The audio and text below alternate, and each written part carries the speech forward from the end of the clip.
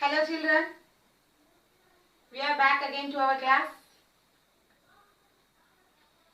In the previous class, we have learned about how the plants prepare their food materials and about different scientists, what they have discovered and how water is essential for the plant growth. How the water is transported.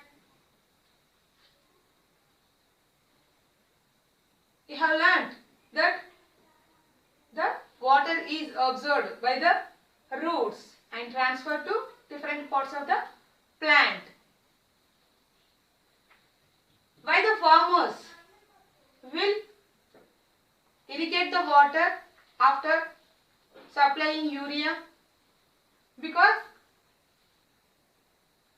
if they leave it after sowing the urea, the concentration of the urea will be increased in the soil, and where they have found the concentration is increased at that area, and even the microorganisms, this urea is the chemical form, those microorganisms also will die at that place. So they have to irrigate the water, then that urea will dissolve in the water and it will become diluted. Then it will be easy for absorbing the roots. That urea is nothing but chemical form of nutrients. So they must irrigate the water to supply the proper amount of urea to, means the urea must distribute to all the plants. So they must irrigate the water. Irrigation is nothing but supply of water. So the next one is exchange of gases. What are the gases essential for the plant growth? You have already know what are those which required for the plant growth. In that the gas is carbon dioxide. Carbon dioxide plus water, which gives rise to glucose, oxygen and water. You have learned how the water is absorbed by the roots, and now we are going to learn about how the carbon dioxide is absorbed by the plant. Here the carbon dioxide, where it will present? In the air surrounding us. The plants absorb these carbon dioxide from the surrounding air through the leaves. How it will absorb? Means the leaves contain tiny holes called stomata, which cannot be seen with our naked eye, but it can be seen under microscope. See, if you see the structure of stomata, these are the structures of stomata. This is the leaf part. In that, these bean shaped structure is the stomata. They will open and close. The bean shaped structure of stomata will open and close by absorbing the carbon dioxide, and by leaving the oxygen into the environment. They will open, and if any excess water which is absorbed by the roots is transferred to leaves now. If any excess amount of water is present in the leaves, that is also excreted out through this stomata. That is nothing but transpiration. So these stomata helps in both the way, by excreting the excess water and also for the exchange of gases.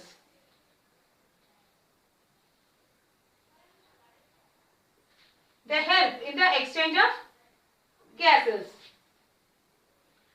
You have already learnt about how the water is essential and how the carbon dioxide is necessary. We have already discussed about how water is essential for the plant and carbon dioxide is essential for the plant growth. Anyway, the chlorophyll, it is present in the green part of the leaf. So what is the another source which is required for the plant growth? Let us discuss about it. That is nothing but light. You can see here carbon dioxide, water in presence of chlorophyll and sunlight. Its synthesis, glucose, oxygen and water. What happens if the light is absent? If the light is absent, does it prepare its food materials? Let us see that. For that, we have to perform an activity. Take a potted plant and keep the plant 3 to 4 days in the dark. Dark means not in the sunshade. In any room. 3 to 4 days. Why we are keeping it in the dark shade?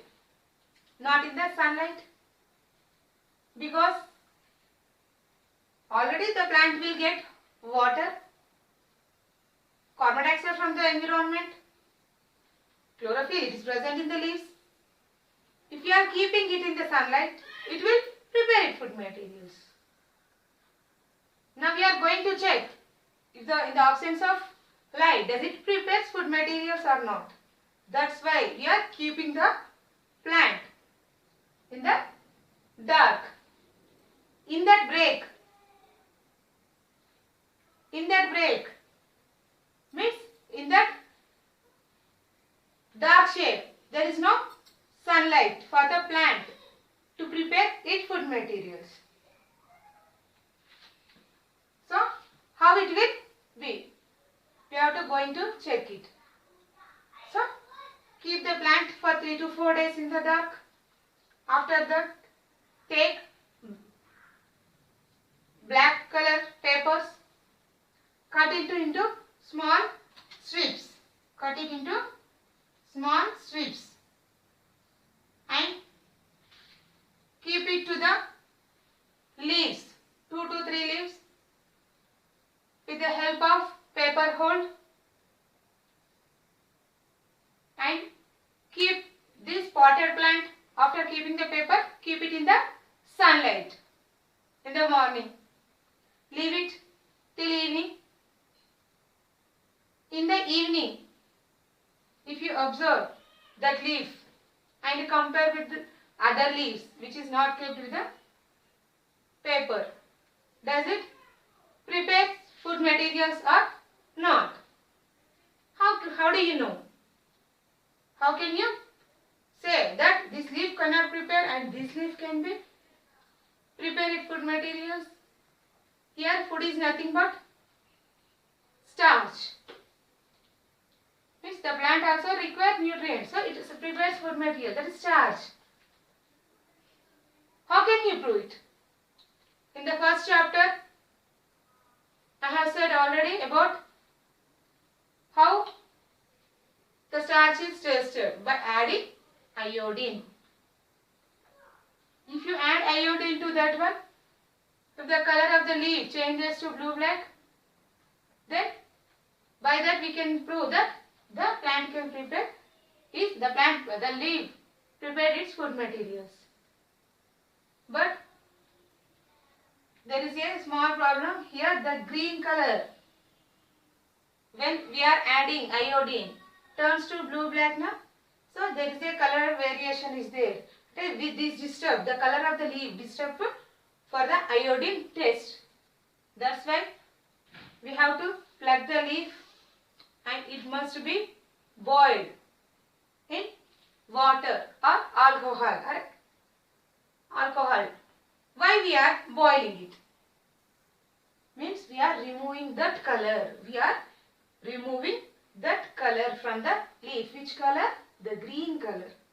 When you boil the leaf in water or alcohol, the chlorophyll will be removed.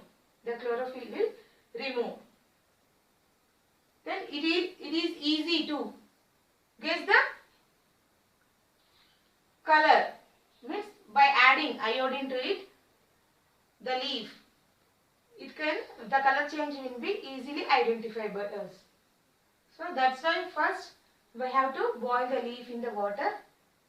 After boiling it, take out the leaf, keep it on a petri dish, add few drops of iodine. Then you can see the color change. Here one more doubt. Where you can see the color change in the leaf.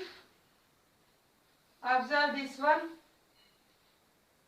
Why it is not blue black and why it is not turned to black, and why these either sides are turned to black in color. Can you guess it? See, this area is, for the leaf we kept here the black strip. This black strip is kept in the middle. Means we are preventing that area not to allow sunlight. Whereas the other side, either sides, it receives sunlight. And these either sides of the leaf, either sides of the black strips can prepare its food materials.